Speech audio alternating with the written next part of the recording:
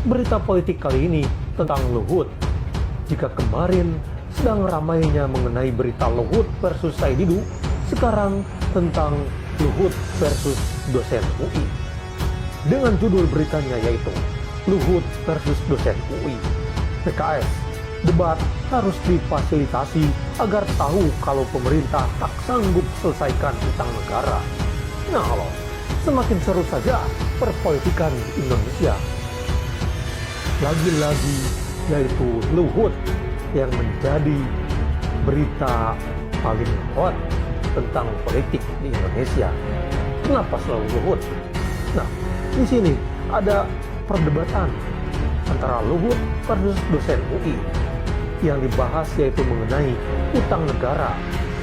Nah, siapakah yang bakal menang debat antara Luhut versus dosen UI ini?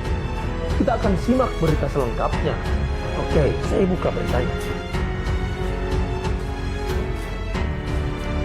Nah, ini dia beritanya.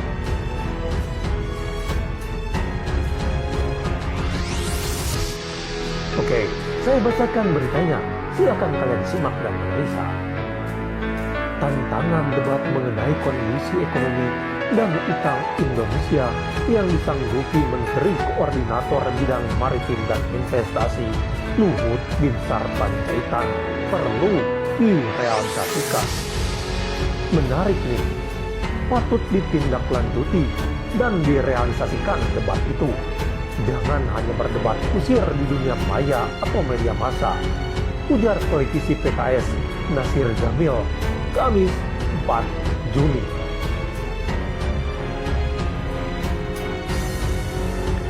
Dengan adanya debat terbuka yang difasilitasi, nantinya publik bisa menilai kedua belah pihak, baik Menko Luhut maupun penantang, yakni dosen senior UI Fakultas Ekonomi Dr. Z. Masar Simarmata.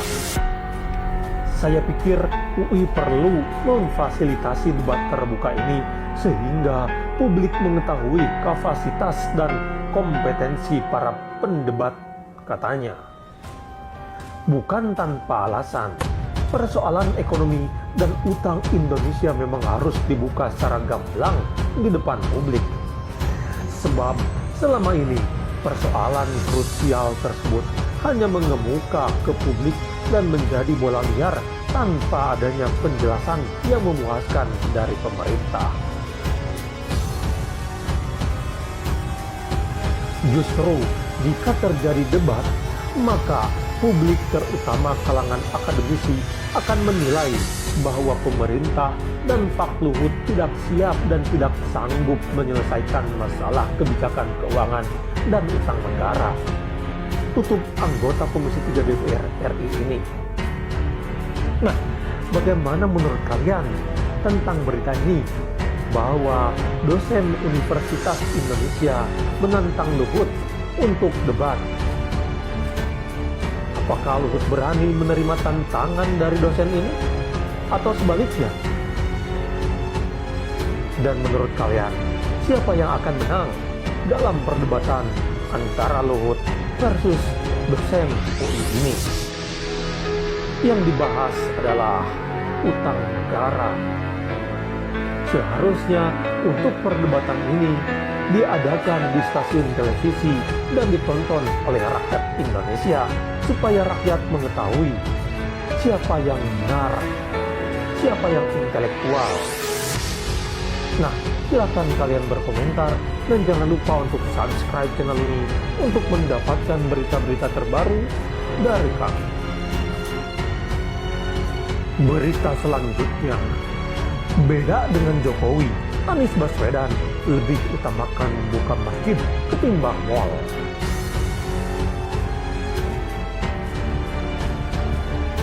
Seiring dengan perpanjangan pembatasan sosial berskala besar PSBB di ibu kota yang memasuki masa transisi, Gubernur DKI Jakarta Anies Baswedan memutuskan mengizinkan kembali rumah ibadah untuk dibuka.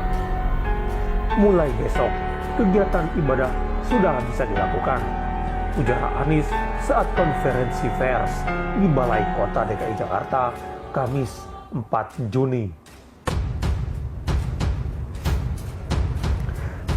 Dalam masa transisi tersebut, Anies menjelaskan terdapat 2 fase pelonggaran yang dibagi berdasarkan manfaat dan efek risiko kegiatan.